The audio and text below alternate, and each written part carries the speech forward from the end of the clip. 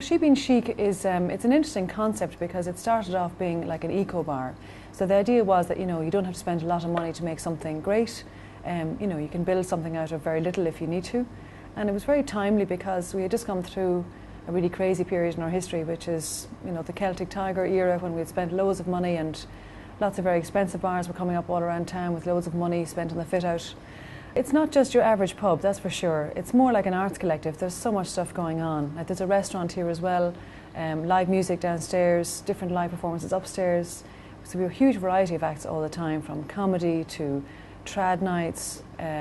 We have our own movie nights that we do downstairs as well. So it's a very creative space. The staff here are a very international set. It's like the Eurovision Song Contest here most nights. We have every country almost represented. And it's a lot of fun. Unfortunately, at the moment, we're under an eviction notice by our landlord. And so myself and the staff have been trying to fight to stay, because we believe that there's no good reason for this business to be closed down. There was a long-standing dispute between the tenant and the landlord.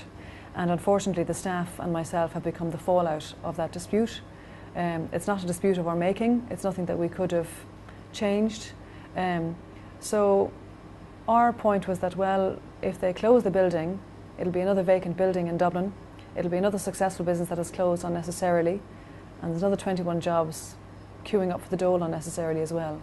So we thought it was worthwhile to propose to the landlord that we would stay for a short-term period at a minimum until they found a new tenant.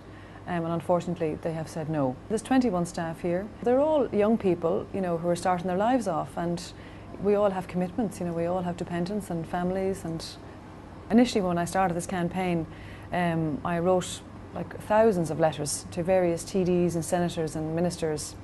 And actually, I've been really overwhelmed by the response that we've had. We've had a lot of people come back and try to help us. I have upward of sort of 10 to 12 TDs who have written letters on my behalf, who phoned the landlord, who've been petitioning with us, who've come on our protests with us. So we've had a huge amount of support, actually. John Halligan was great, Joe Higgins, Dahi Doolan from the Sinn Féin office has been fabulous. I think there's very little help for small businesses in general, and my opinion is that in this country that we've a lot of small little businesses that we really need to encourage and keep, because these are what keeps the economy going. Small businesses in Ireland, and there isn't enough attention on the small SMEs. They're focusing on our exports and they're focusing on multinational companies, but the bread and butter of this country are the small business and retailers, and a lot of them have been crippled by huge rents.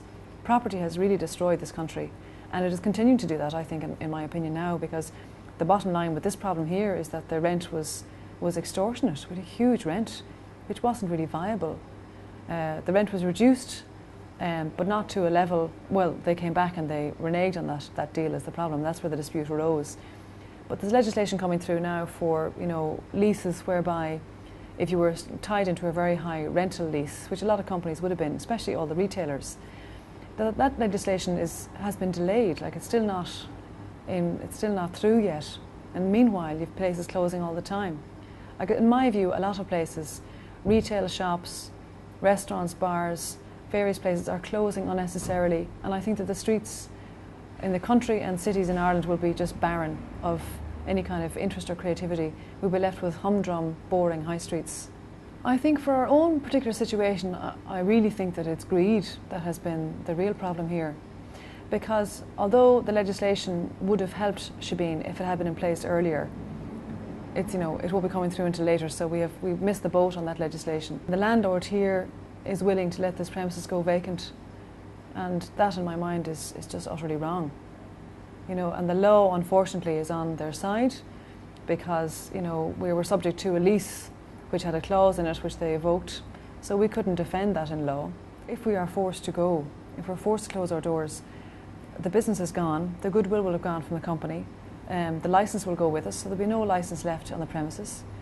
So it'll be another vacant premises on the landscape in Dublin, with a landlord who wanted to get too high a rent from it. And I understand that he probably owes his bank a lot of money, but what's the point in chasing a rent that's not feasible? Like if the rent is a market rent of 70 and you're already paying 100, why chase 156 if it's not achievable? I just think it's a shame that the law and the greed of landlords really has destroyed this little small economy that is Shebeen.